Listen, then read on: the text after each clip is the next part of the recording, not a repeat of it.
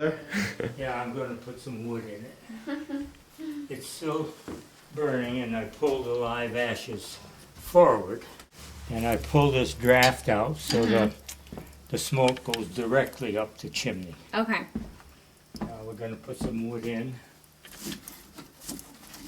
And close that draft in. I'm going to get my hat off here. Put some smaller one on the bottom.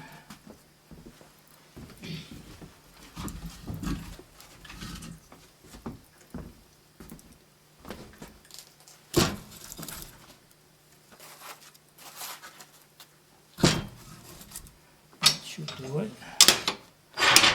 That up a bit. There.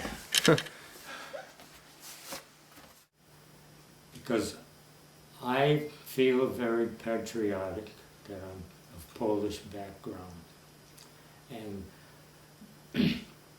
I felt very strongly I wanted to go and support them, because it seems through a lot of history they were always taken advantage of by more larger countries who were always looking for the Polish land they were mainly interested in and subjugated them.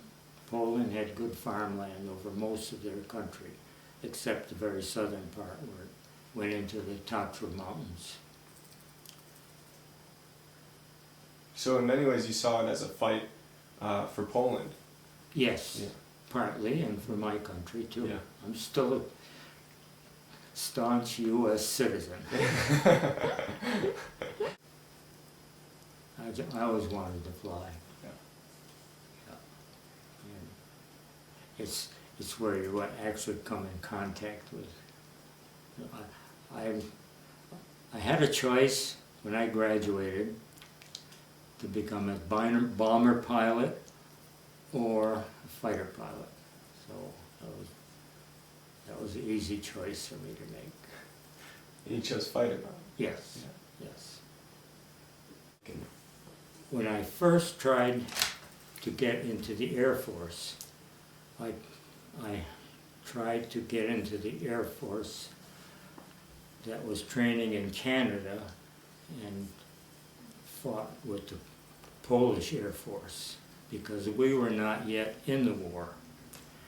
And I had an uncle in Chicopee named Joseph Nitkowski, who was a veteran of the First World War. And he always said, "Eddie, if I were younger, I would join the Polish Air Force." So we made arrangements to go to a local doctor in Chicopee, and we filled out the forms and sent them to Canada, where they were training recruits for the volunteer recruits for the Polish Air Force.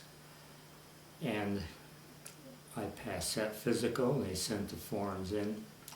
And then there was some delay, and finally they sent a letter and said they were not allowed to accept any more American citizens, because by that time we were close to being in the war. So that fell through. Then I tried to get into the American Air Force, but at the time you needed 2 years of college education to be in training for the Air Force. And I took the physical anyway, because they would have waived that education as long as you passed the physical. But they told me I had high blood pressure, so I wasn't accepted. And I went to see my local doctor, and he said, "Just relax, you don't have high blood pressure."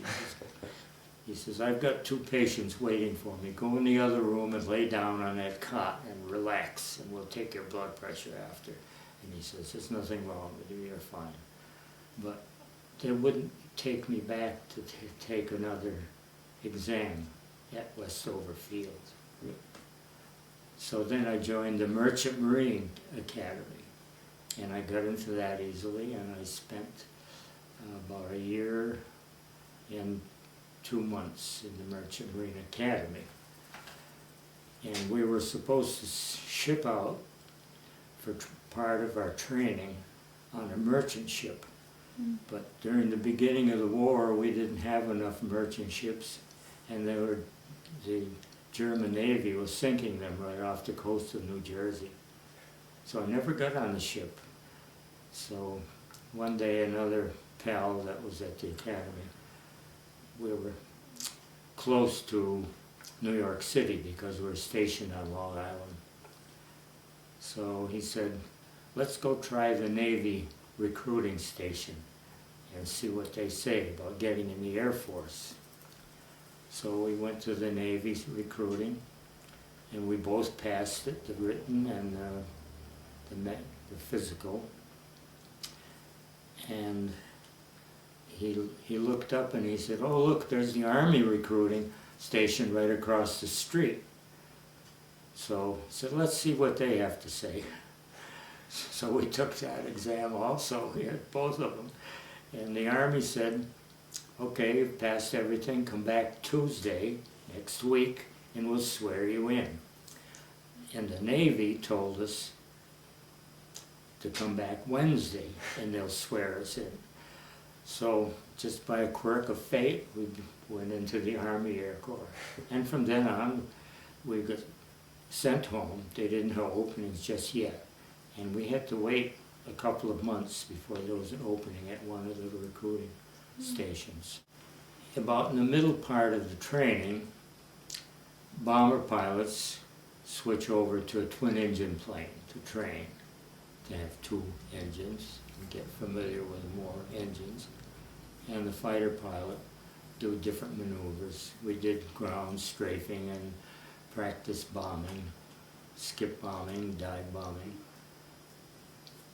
And we did some air-to-air combat, and we had some target shooting at a screen that was towed by another fighter plane.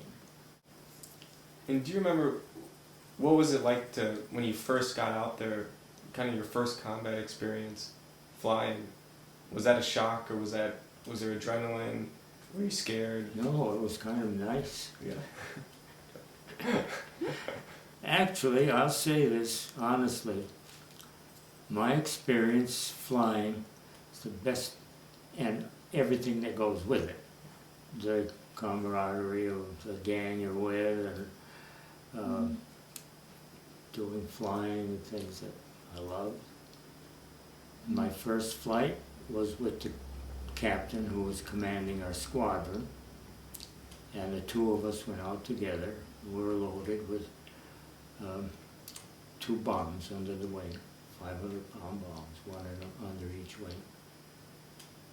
And we flew out. Our target was a small bridge over a canal.